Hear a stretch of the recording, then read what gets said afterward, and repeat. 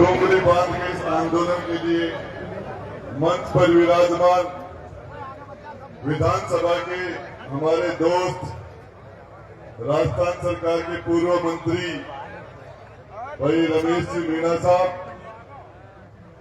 राजस्थान में युवा दिलों की धड़कन, पूरे राजस्थान के दिलों की धड़कन, आंदोलन के और अत्याचार के खिलाफ लड़ाई के प्रतीक बन गए भाई नरेश जी मीणा साहब।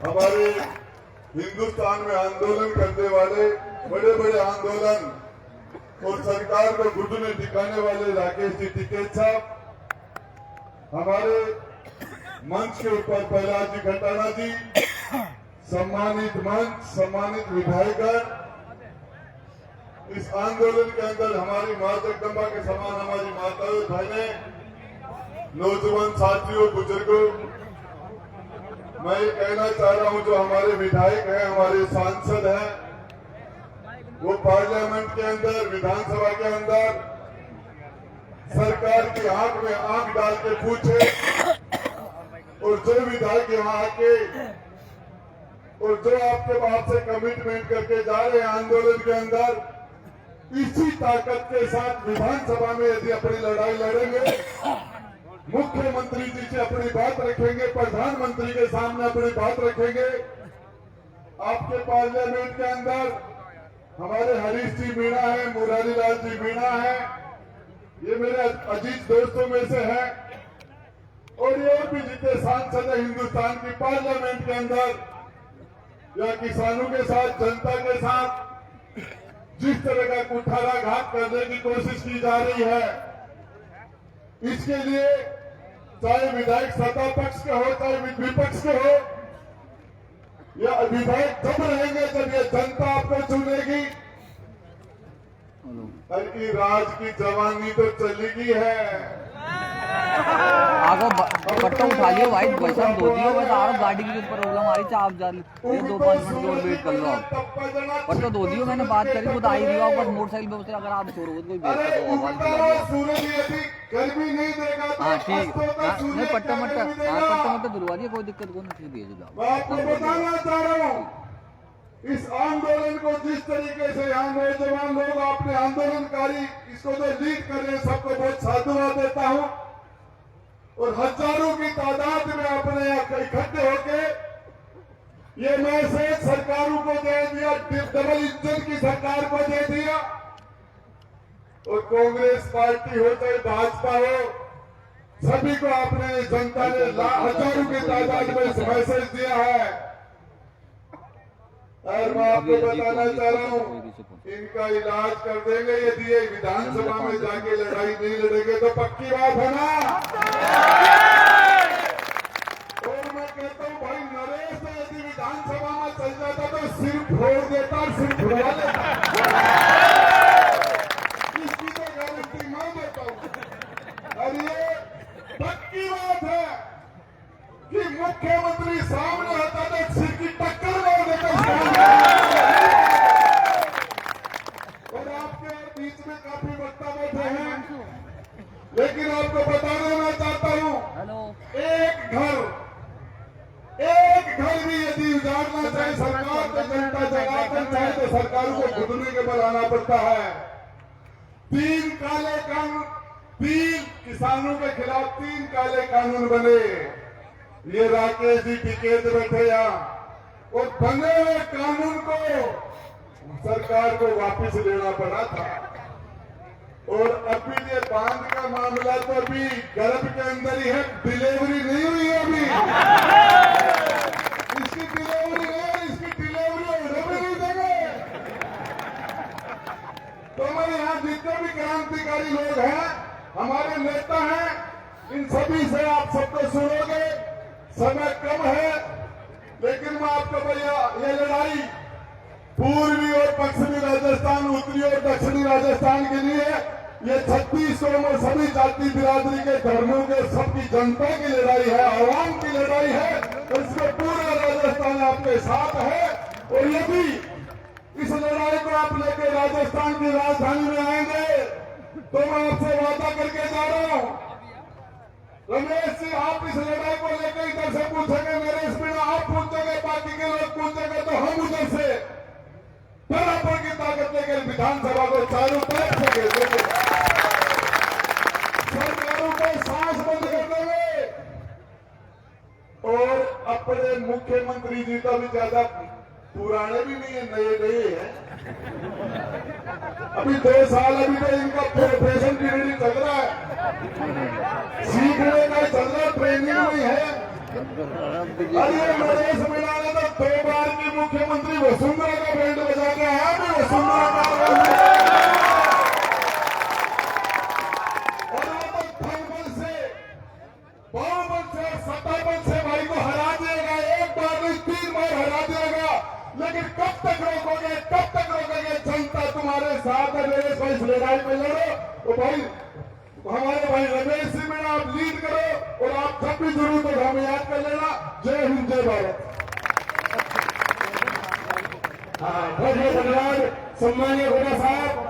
और वक्ताओं से मैं अनुरोध करना चाहूंगा, अगले वक्ता के रूप में मनोज मीणा नहुआ, मनोज मीणा। और वक्ताओं से मैं अनुरोध करना चाहूंगा समाज के माध्यम से, कमेटी के माध्यम से, कि यहाँ केवल डूंगरी बात नहीं बनना चाहिए। कहने का मतलब ये है, डूंगरी बात बनना नहीं चाहिए, इसके जो भी कागज है वो बिल्कुल भरने चाहिए। सब नेताओं को पता है, वक्ताओं को सारी चीज का पता है कि यहाँ डूंगरी बात का विरोध है, और विरोध के मामले में ही पंचायत है। और समय का भी ध्यान रखें, आपसे हाथ जोड़ के निवेदन है, बार बार समय का भी सही ध्यान रखें, वक्ताओं से निवेदन है। धन्यवाद। हाँ, और मैं सम्मान्य ये अवगत करा देता हूँ कि कलेक्टर साहब आएंगे, और सरकार को ये अवगत कराता हूँ कि प्रशासन महोदय कलेक्टर साहब को बुला लीजिए। कलेक्टर साहब आएंगे तभी यहाँ से जनता जनार्दन जाएगी, और प्रशासन के बुला लेंगे तो उनको ज्ञापन दिया जाएगा। कलेक्टर से नीचे कोई भी प्रशासनिक अधिकारी आएगा, उसको ज्ञापन नहीं दिया जाएगा। मंच पर सम्मानित साथी और मेरे सामने उपस्थित बुजुर्गों, युवा साथियों, महिला शक्ति, आप सभी को मेरा राम राम है। डूंगरी बांध के विरोध में आज ये 5वीं महापंचायत हम कर रहे, और कमेटी से भी मैं बात कर रहा था कि ये पंचायतों का दौर खत्म होना चाहिए। बताओ, खत्म होना चाहिए, नहीं होना चाहिए? कमेटी का भी ये मानना है कि डूंगरी बांध को लेकर हम कलेक्टर साहब को 2 हफ्ते का समय देना चाहते हैं, और 2 हफ्ते के बाद में अगर कलेक्टर साहब ने 76 गांवों की जनता की समस्या पर सुनवाई नहीं करी, तो अगली महापंचायत और अगला धरना करौली कलेक्टर के ऊपर होगा। मेरे भाइयों,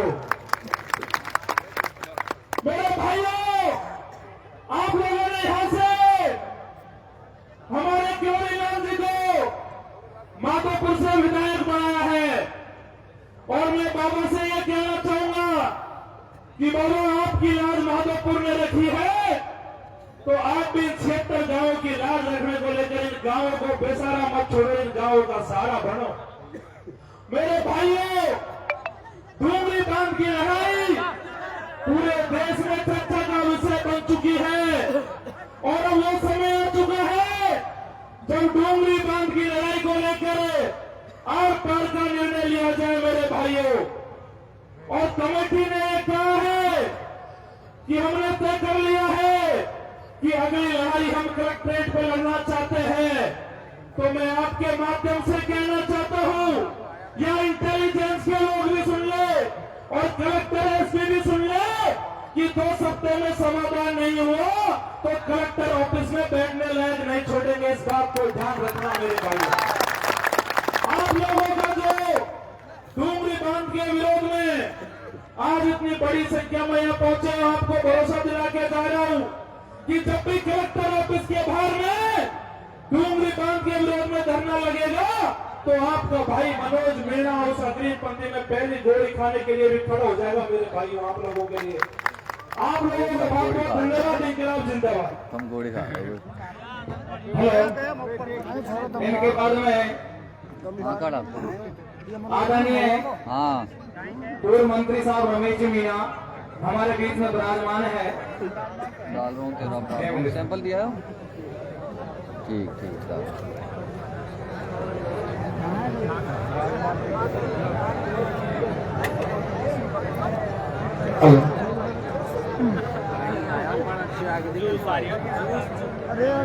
हाँ सर, कमेटी एक्सरसाइज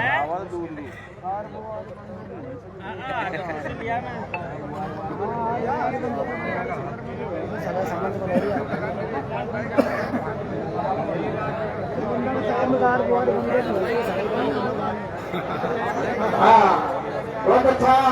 अब आपके बीच में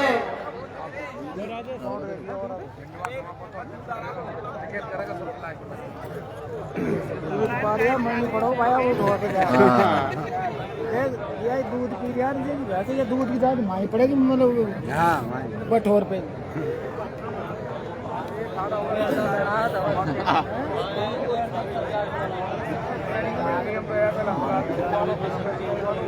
गवर्नमेंट छाट रही है नशे का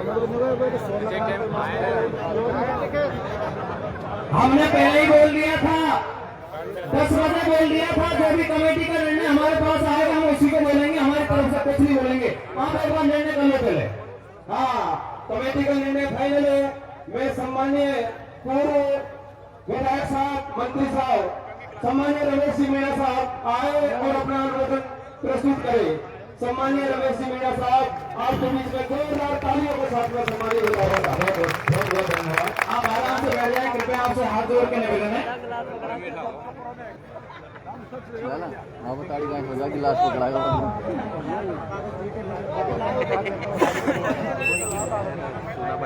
सम्मानीय सेक्रेटरी साहब बाहर से पधारे हुए हैं इस जोड़ी सपोर्टा की धरती पर, उनका मैं हार्दिक अभिनंदन करता हूं। और हमारे विधायक हंसराज जी, विधायक थावरचंद जी, पूर्व मंत्री राजेंद्र गुड़ा जी, पूर्व विधायक कमला जी, नरेश जी, आमिर पठान जी, विनोद जाखड़ जी, जिला प्रमुख रखीलाल जी, समस्त प्रधान और यहाँ पर करौली और सवाई माधोपुर से पधारे हुए मातृशक्ति, मेरे बुजुर्गों, युवा साथियों, हमको ये निवेदन किया था कमेटी से कि विधायक साहब बोले और वो बताएं कि हम क्या मदद करेंगे। बाद में पता लगेगा कि मैं कहूंगा भाई कोई बात होगी तो जवाब हम देते, लेकिन आप लोग बुलवा रहे हैं कमेटी वालों। तो मैं तो एक ही बात कहना चाहता हूं आप लोगों से, जितने भी लोग आए हैं वो हाथ खड़ा करके बता दें कि डोंगरी बांध निरस्त हो, तो बताएं हमें कभी निरस्त चाहते हैं। निरस्त चाहते हैं तो मेरा जो फैसला है वो सुन लो आप, मेरे साथ हैं आप लोग। तो रमेश मीणा आपके लिए वो कहते हैं ना कि आपका पसीना गिरेगा तो वहां हम खून बहा देंगे, और गोली खाने के लिए रमेश मीणा तैयार है, क्योंकि यहाँ भाषण बहुत लोगों ने दिए हैं। सम्मानीय नेता हमारे और भी आए, सबका नाम नहीं ले चुका मैं, और यहाँ विराजमान है। हम एक बात करना चाहते हैं, क्योंकि आप 6 महीने से, साल भर से जो भी कर रहे हैं, बार बार मीटिंग होती है। चकेरी बड़ी मीटिंग हुई, आज जोड़ी में हुई है, बड़ी मीटिंग हुई है। आप निर्णय क्या चाहते हैं? निर्णय पर तो पहुंच नहीं पा रहे हो। अभी हमारे पहला जी कह रहे कि कलेक्टर साहब आए, ज्ञापन ले जाएंगे। ज्ञापन से क्या होगा? कलेक्टर ले जाएगा तो वो सरकार को पहुंचा देगा, फैसला तो नहीं करेगा कि कलेक्टर कह देगा कि भाई निरस्त कर दिया हमने। और दूसरी बात, हमारे विधायक साहब कहेंगे अभी कि मैं आपको मुख्यमंत्री के पास ले जाता हूं, एजुकेशन मिनिस्टर से बात करा दूंगा। तो मुख्यमंत्री से तो हम भी बात करना जानते हैं, मिनिस्टर तो क्या है, मुख्यमंत्री से बात करेंगे तो हम भी कर लेंगे। हम तो चाहते हैं कि आप सरकार में हो, विधायक हो। आप गोटवाल जी बैठे हैं, खंडार के विधायक, वो सुन लें। किरोड़लाल जी मिनिस्टर बैठे हैं, भाई जब विपक्ष में थे तो लाशा की राजनीति किया करते थे, अब छापे की राजनीति कर रहे हैं। अरे डोंगरी बांध आपको कैसे बन रहा है यहाँ पर, उसको निरस्त कैसे क्यों नहीं करवा पा रहे हो? तो इसमें उनको बोलना चाहिए, सरकार में नहीं बोलेगा, मंत्री है, विधायक है, तो आप लोगों को पता होगा, कुछ लोगों को। मैं पहली बार संसदीय सचिव बना था तो भजन भवन डकैत थे, उन्होंने गोली मार के एक आदमी को मार दिया था। मैं संसदीय सदस्य था, राज्य मंत्री का दर्जा था, और मैं उसी समय धरने पर बैठ गया था सांगरा मोड़ पर। 5 बजे तक बैठा, मुख्यमंत्री ने कहा एक भी डकैत डांग में नहीं रहेगा। तो उसके बाद डकैत रहा क्या? कोई डकैत नहीं रहा। तो अब मैं जो कहना चाहता हूं, कोई कह रहा है कि भाई अगला कार्यक्रम क्या होगा, मैं चाहता हूं ये जनता जनार्दन करौली और सभाएं रुकी, मुझे पर डे 10,000 आदमी थे समर्थन में, सपोर्ट में, मैं आज से ही धरने पर बैठूंगा या महापड़ाव पे। कोई तैयार हो तो मुझे बता दे, हम तैयार हैं। और ये हमारी गारंटी होगी, जब उठेंगे आर पार की लड़ाई होगी, या तो रमेश मीणा ऊपर गोविंदा नमो हो जाएगा या निरस्त हो जाएगा, उससे पहले रमेश मीणा नहीं उठेगा। आपकी कमेटी उठ जाए, आपके लोग उठ जाए, इसकी जिम्मेदारी आप लोगों की है, जनता की। और एक बात समझ लेना, मैं कोई राजनीतिक भाषण देने नहीं आया हूं, अभी मेरा मन नहीं है कोई मैं एमएलए बनूंगा। अभी 3 साल में विधायक साहब अच्छा काम करे, जनता में अच्छी छवि बनाए, जो काम कर रहे हैं जनता भी जानती है, उसके बारे में क्यों नहीं बात नहीं होगी। बात सिर्फ लोगों ने कहा कि डोंगरी बांध की बात होगी, तो आप लोगों को अभी यही पता नहीं है कि डोंगरी बांध में कौन कौन से काम पर डूबने आ रहे हैं, कौन कौन से काम उठेंगे। अभी कोई कहता है शुरू से चल रहा है 76 गांव, 76 गांव नहीं है, टोटल 88 गांव में मेरे पास पूरी लिस्ट है और पूरी जानकारी है। आप चाहें तो मैं बता सकता हूं आपको पता होगा भाई कौन कौन से गांव आएंगे। ये 4 गांव हाड़ौती के, 4 गांव भूरी पानी के, ये तो टोटली हट जाएंगे, हाड़ौती कस्बा हट जाएगा, रहेगा ही नहीं। 21,743 हेक्टेयर भूमि डूब में आएगी। इसका मतलब समझ रहे हो ना, 87,000 बीघा खत्म। तो ये तो आपके साथ एक प्रॉब्लम बड़ी है। इसके साथ साथ जितने भी 10-12 गांव हैं आपके, वो भी लोगों को पता होगा कि वो भी गांव में जो बनने में अभ्यारण्य में आ रहे हैं, वही गांव एनजीटी में आ रहे हैं गांव। आप रेती लाते हुए एनजीटी क्षेत्र कहलाता है। तो आपकी समस्या एक नहीं है, 2 समस्या है, क्योंकि आप लोगों को अभी पता ही नहीं है कि कौन क्या कह रहा है, कौन क्या नहीं कह रहा। अभी तक किसी के पास कागज नहीं है कि भाई इसमें हो क्या रहा है। तो मैं थोड़ा सा आपको शॉर्ट में बता देना चाहता हूं कि उसमें जो सरकार क्या करना चाह रही है कि यहां पर जो बांध बनाने जा रही है, उस पानी को 11 जिलों में दिया जाएगा।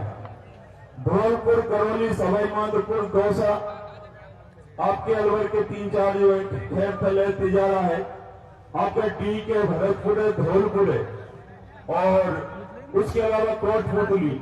इस तरह 11 जिलों में पानी जाएगा। और इतना बड़ा बांध बना रहे हैं, उसकी कीमत है फर्स्ट फेज की 1,043 करोड़ रुपए लगेंगे। इन्होंने तय किया है कि यहां पर बनाएंगे।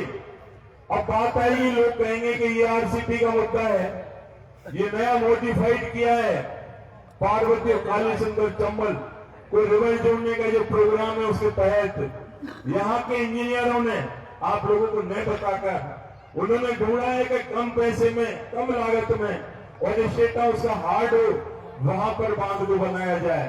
तो ये बांध यहाँ पर लाए हैं, तो इसकी लेंथ ज्यादा लंबी नहीं होगी, इसकी लेंथ केवल 1600 मीटर होगी। लेकिन इसका ड्रूफ का क्षेत्र पहले फर्स्ट फेज में 220 मीटर पर बनाते हैं एमडब्ल्यू पर, तो इसमें करीब 68 गांव जाएंगे और 227 पे तय कर रखा है इन्होंने, तो उसमें 88 गांव जाएंगे, जोड़नी भी है। लेकिन कुछ गांवों की स्थिति ये होगी, वो मैं आपको थोड़ा सा बता दूं कि इसकी जो क्षमता है ये 1588 मिलियन क्यूबिक मीटर ये 227 मीटर पर। और इसमें जो जल संग्रह होगा वो जो बारिश का पानी है 45% पानी को रोका जाएगा और उसके बाद 11 जिलों को दिया जाएगा। मैंने एसीएस लेवल के अधिकारी से पूछा भाई कि पानी हमारा आप सिंचाई के लिए हमें दे रहे हो थोड़ा होता, हमारे तो पानी पहले ही वाटर लेवल खूब है, पानी के लेने की जरूरत नहीं है, हमारे पानी को बाहर दे रहे हो आप, तो ये ठीक नहीं है, हमारी जमीन जाएगी और सरकार आपसे वायदे करेगी और भी बहुत बातें होंगी कि तुम्हें मुआवजा मिल जाएगा। तो जितना हमें नुकसान होगा उतना मुआवजा सरकार देगी नहीं सकती, तो इसका खामियाजा किसी भी तरह की भरपाई नहीं हो सकती। इसका एक ही बात है, अगर आप संकल्प और इस धरती मां की कसम खाओ कि हम लड़ाई आर पार की लड़ेंगे, हमें किसी कलेक्टर को नहीं बुलाना है, हम बात करेंगे कमेटी के लोग तो मुख्यमंत्री से भी मिलेंगे, कलेक्टर तो आ जाएगा, कलेक्टर बड़ी बात नहीं है, ज्ञापन देने से कुछ नहीं होगा भाई। मैं तो चाहता हूं कि यहाँ महापड़ाव यहाँ हो जाए, उसके बाद कमेटी तय कर ले कि 2-3 दिन बाद 4 दिन बाद इस पड़ाव को नई जगह पे रखें, क्योंकि अभी जुबली वालों ने टेम्परेरी व्यवस्था की है, तो इसकी व्यवस्था आगे हो जाए और वहां पर हम धरना दें, क्योंकि हमारी प्राइमरी स्टेज गांधीवादी तरीके से हमें धरना देना होगा, ताकत को दिखाना होगा, नहीं तो क्या होगा। आज भी मैं देख रहा था, मैं भी करीब यहाँ पर 1 बजे आया हूँ, हमारे जो भाई बहन आए हैं वो सब जाने की तैयारी में, 12-1 बजे आएंगे, 4-5 बजे चले जाएंगे, फिर उसके बाद दूसरे दिन आएंगे, बुलाएंगे तो फिर 2-4 दिन बाद कोई प्रशासन का प्रेशर आ गया या कोई अन्य प्रॉब्लम हो गई तो उसमें से 1/4 भी नहीं दिखेंगे। लेकिन मैं आपसे कहना चाहता हूं, ये छोटा मुद्दा नहीं है, बहुत बड़ा मुद्दा है और आसानी से नहीं सुलझेगा, क्योंकि मुख्यमंत्री जी बात करने के लिए तैयार हैं, हम उनसे बात कर लेंगे, कमेटी बात कर लेंगे, पंच पटेल बात कर लेंगे, इसकी अगुवाई पंच पटेल करें। हम नहीं कहते कि हमारे नेतृत्व में धरना दिया जाए, पंच पटेलों के नेतृत्व में जो लोग इससे ग्रसित हैं वो लोग आगे आए, क्योंकि हाड़ोती कस्बा बैठा है, उनको पता ही नहीं है, अभी रूपपुरा है, परदौनपुरा है, एकट है, किराड़ी है, ये तो बिल्कुल उठ जाएंगी, बूढ़ी पहाड़ी है, आपके भी जो गांव है वो बिल्कुल उठ जाएंगे, सबके नाम मैं बता दूं आपको। और इसमें जो भूमि जा रही है आपकी वो भी मैंने बता दिया, इसमें रेलवे के भी मौलाना स्टेशन है, मकोली है, इसके बीच में 2 पुल जाएंगे। उसके बाद मोरल नदी पर जो नीमोदर रेलवे स्टेशन के बीच में है 1 पुल, यहाँ भी नया बनेगा, तो रेलवे तो 4 ट्रैक बना देगी। लेकिन इसमें सबसे महत्वपूर्ण बात है कि कोर एरिया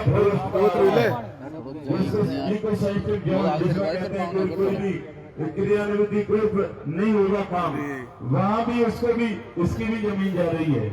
सबसे बड़ी बात है, सरकार में जो लोगों ने मैसेज पहुंचाया है कि किसानों को भूमि कम है, सरकारी भूमि और कुछ बफर की है। और दूसरी बात ये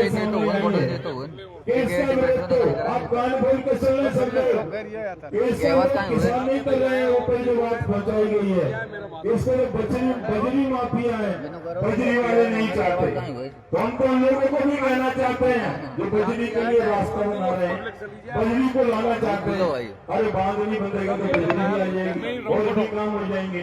तो इसमें भाई काम करो, लोगों की मदद करो, और हम चाहते हैं किसी भी कीमत पर डूंगरी बांध रद्द होगा और होके रहेगा।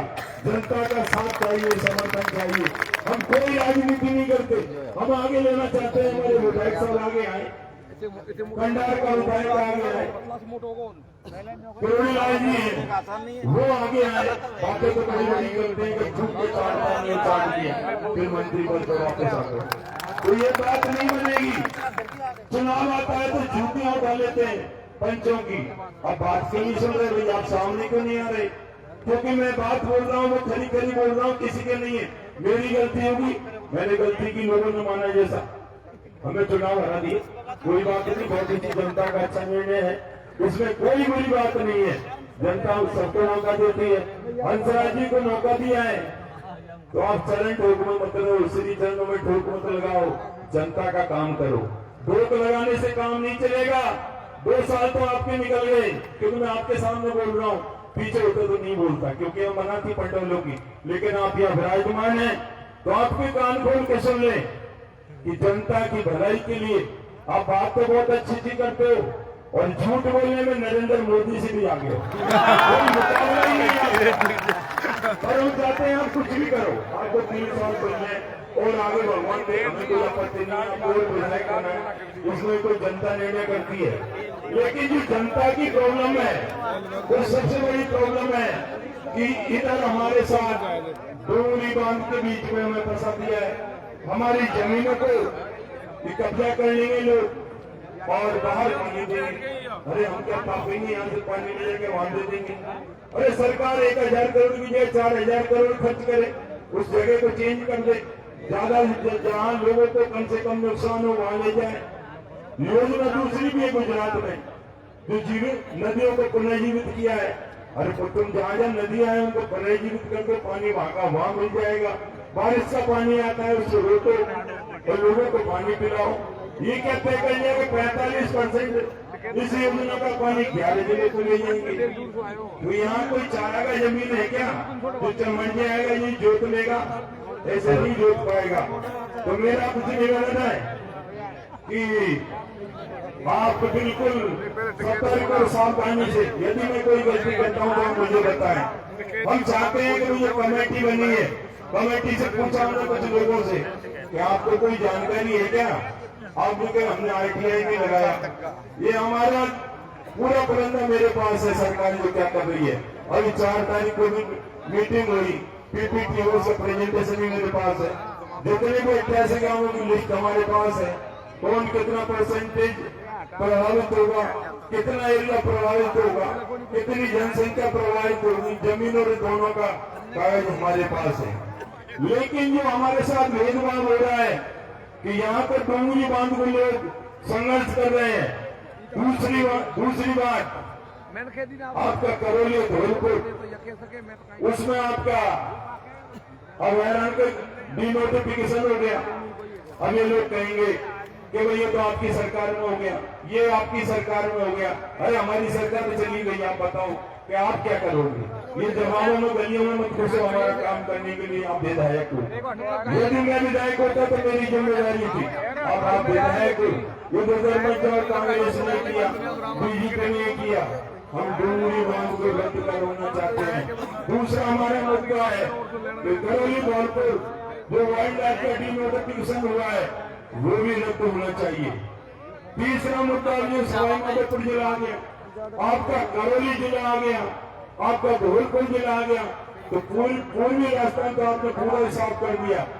तो क्या भारतीय जनता पार्टी राज में नहीं आना चाहती, ये लोगों का भला नहीं करना चाहती?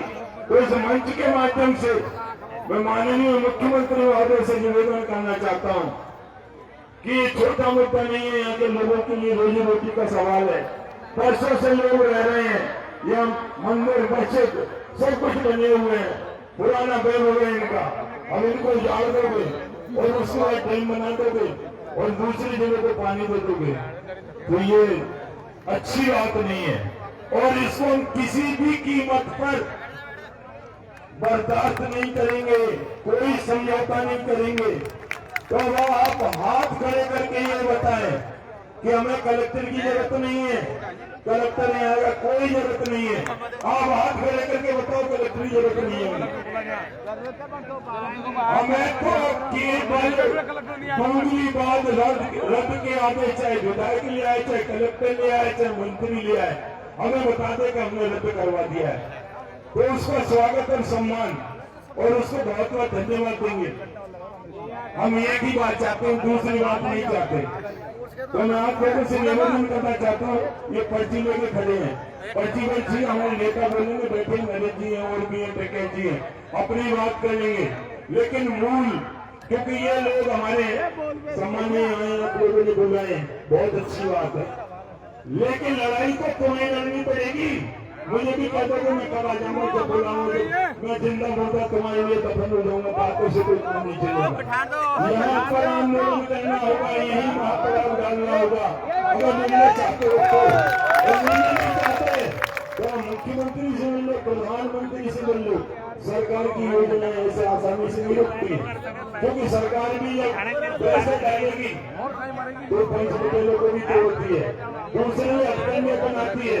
बीजेपी कांग्रेस के नेता भी आएंगे, वो टिकट बांटेगी उन्हीं पंचायत राज की, और उसको भी मदद करना चाहेंगे कि ये जो योजना चल रही है, स्कीम चल रही है, इसको हम कैसे खत्म करते हैं, आपस में लगवा दें। अधिकारी भी तुमसे बात करेंगे, हमसे बात करेंगे, चीनी से बड़ी बात करेंगे। तो ये बड़ा निर्णय लेने का समय है। अब मैं थोड़ा सा आपको बता दूं, अगर समय है तो कितने काम जाएंगे नहीं लोगों को पता नहीं, तो भाषण दे रहे तो अगर नहीं बोलना है तो मैं आपको तो नहीं बोलो भाई, बता दो।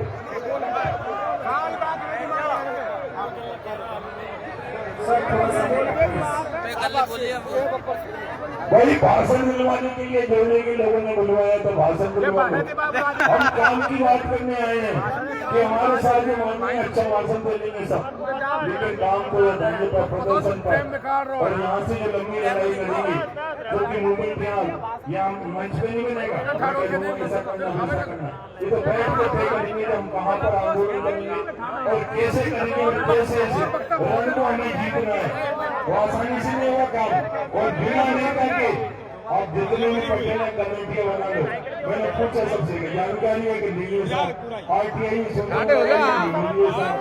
तो जब लड़ाई कैसे लड़ोगे आप?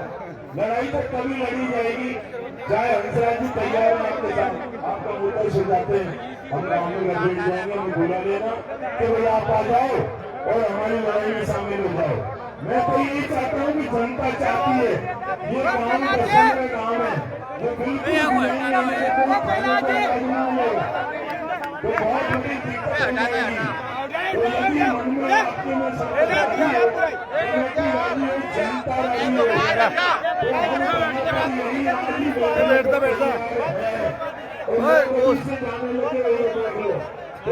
कैसे बोलेगा बताओ, क्या करना है, कौन क्या बोलेगा, क्या भाषण देगा। तो मैं ये कहना चाहता हूँ, अभी मीटिंग होगी, आप हमें बुलाए, धरने पर बैठना है तो आज हम कपड़े लेकर तैयार होते हैं, धरने के लिए हम तैयार बैठे हैं, तैयार हो तो बता दो नहीं यही बैठे हैं, हम जाएंगे नहीं। अगला लगता है जो भी हो आप बता दो, बोला अपना जी तो बोलो भाई जो भी है, हमारी बात हो भी रही, कोई बात आप चाहेंगे तो सुनो। हाँ जी, बहुत बहुत धन्यवाद हमारे मंत्री साहब। हमें 2 मिनट का समय अभी आपके बीच में सम्मानीय अतिथि महोदय भाई नरेश जी टीके साहब, हमारे स्थानीय विधायक साहब, 4 वक्ता है। मैं उनको हाथ जोड़कर निवेदन करूंगा कि समय तो है, लेकिन रात हमारी दिन मानो, हम आए हैं डूंगरी मांग रद्द करने के लिए, तो आपको कोई समय और मैं भाई पहले के प्रदेश अध्यक्ष